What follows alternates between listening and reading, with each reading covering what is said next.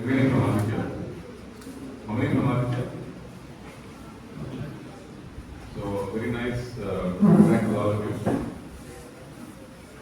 So we started this.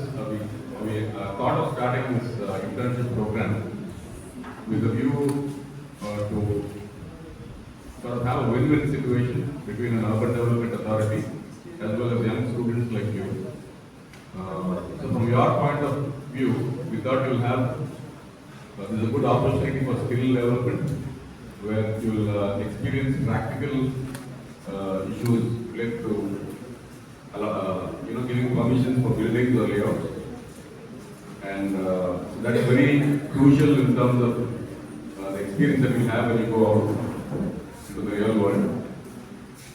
And from the Urban Development Authority perspective, we thought it would be a win because we have a lot of pending applications and we don't have the sort of staff required to give a timely service for people who apply for promotions.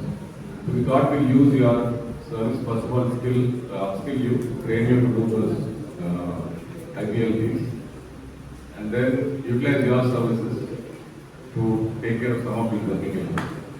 So what you're going to work on in the next month or so is going to be totally, practical, real life applications that you got from Ruta. And you'll be working on some of those. We first will train you on some of the procedures related to that. And then you'll be able to practically go through step by step in terms of what it means to approve an application, a building application or layout application. So now in this scenario, we're going to fully work on layout applications that we got. So if you see the statistics, in 2021, we got around 3,600 odd applications. There's still 700 odd applications still pending to this day. So 6 years are up, these 760 applications are still pending. Recently, a few months back, LRS was again opened up, and we got around 2,300 new applications, 2,340. And among those applications, 2,655 are still pending. So we have a total of 3,392 applications still pending with us. So we hope each one of you can handle, and depending on the experience and depending on feedback and training that you will see in the next few days, we're hoping that you can do at least 8 to 10 applications in a month.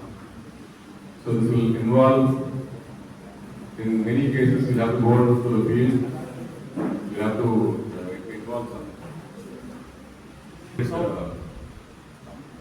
survey-related issues.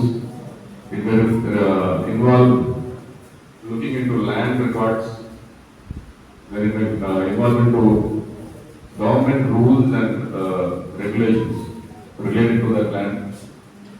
So you may have to see how these individual applications that we got in layout regularization scheme fit into a larger IPLP. So even if one person applies for LRS, the planning person will give you a detailed explanation of these rules and regulations. So even if one person applies for using LRS, we need to create an IPLP for the entire layout, so that will be explained to you. So this is quite a big task, which involves a lot of practical issues, but I hope all of you will develop that skill and understand what it is practically to do a layout regularization scheme. So apart from this, what we thought was taking a feather out of our IT minister, our HRD minister, our education minister's book. So we want students to be employable, we want students to have better skills, we want students to get all the practical skills that they need to become good engineers. All of you are civil engineers here? All civil. And all of you know CAD, CAM properly. So it's part of the curriculum or you learned outside? Part of the curriculum? Okay. So maybe you'll have to put some of those skills to use. So how many of you think doing something like this practically will help to their career? Nobody thinks. Only one person thinks. Raise your hand if you think it will.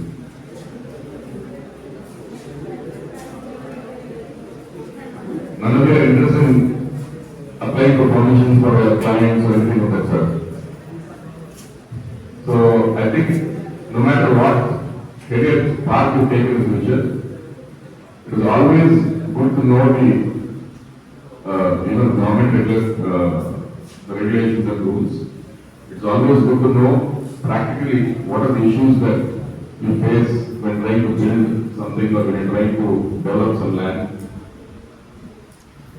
So before you actually, as civil engineers, before you go into building, whether it's roads or whether it's cranes or whether it's bridges or whether it's residential or commercial buildings or whatever, all of you will have to first take permissions. Permission is a very basic thing. So that is what you will learn here. Like what are the steps involved in getting all those permissions. And as I said, all of you are going to work on practical, real life applications that we receive. So please take good, this is a very excellent opportunity for all of you, and I hope all of you will take advantage of this.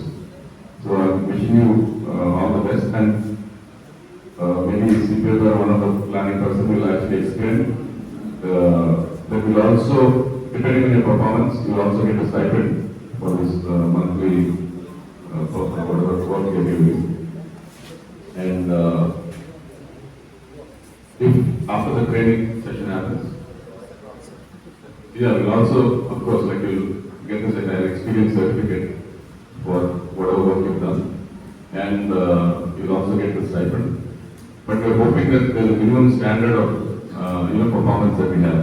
So 8 to 10 applications that we can handle within this time. So with that, I wish you all the best, and I'll hand it over to CPO to explain further. ఈ సైట్లో వెళ్ళవలసి ఉంటుంది. అక్కడ what is the real position on the ground మీరు చూడవలసి ఉంటుంది.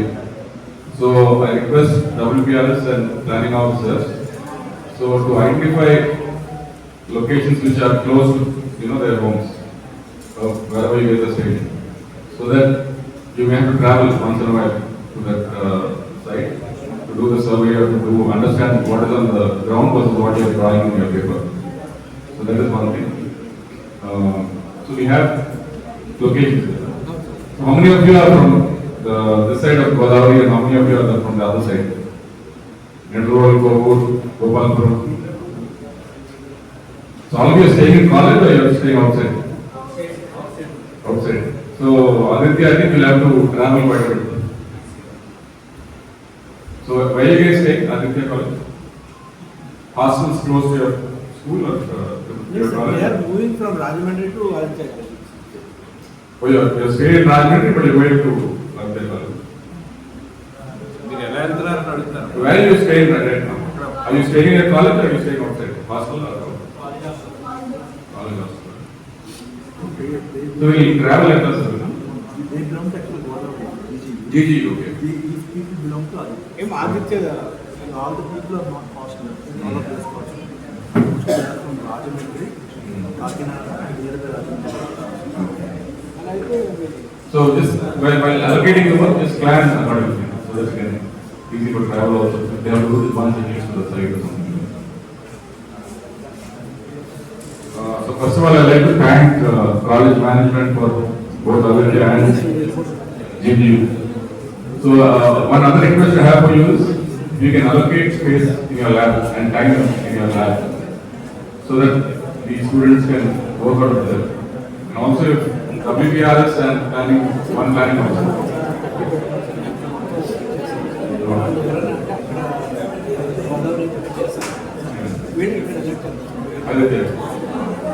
So we'll work out the workspace for all of you. Yes, please maintain silence. 1 second. Please. So GGU management has agreed to allocate your labs, so you can work out of your lab, and we will send personnel from there. We We'll also arrange 30 workstations over here for their college. And if you can work out your college also, it's fine. So whatever is comfortable with you. So how many of you so from the start of this, I think we've spent 1 hour, 1 or 2 hours so far for here in this training session. So we started at 10:30, like it's almost, so 3 hours we spent here. So what is your confidence level now? Yes. What is your confidence level? Can you guys do 8 in a month, or how many can you do? So physics student has done 8 in a month or 5 in 20 days. So civil students and just how many do you think you guys can do? We'll do 8 in 1 day and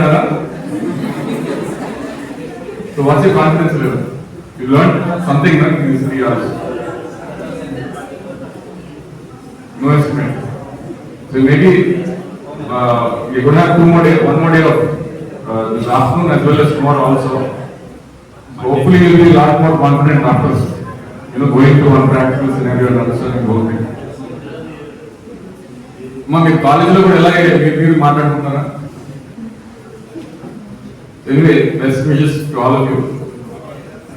Hope this becomes a good success. Also, I like a communication channel to be established between maybe within your group, if you are selecting 10 members per group and WPRS. So plus the planning officer also. Maybe a WhatsApp group can be created, and any doubts, any clarifications, whatever you have can be communicated within the group. Or if you want, you can have a group for the entire, the entire community, 90 to 100 students. You can have one WhatsApp group. So this will also work as a sort of a knowledge base. So if one person has a doubt, maybe if it's clarified on the group, then a lot of other people also may have similar doubt later on. So you can keep checking this group and seeing what other people are talking about, what doubts they're asking, what are the clarifications and so on. That will be a good thing. So work allocation plan also done. So student performance, we will see after maybe 10-15 days the way things are going. Maybe we'll decrease from 8 to 5 or from 8, depending on how you perform. Maybe 8 can become 15. So I don't know. So let us don't fix the limit now. So let them learn and let's see how much we can get out of it. So thanks once again. Thank you all.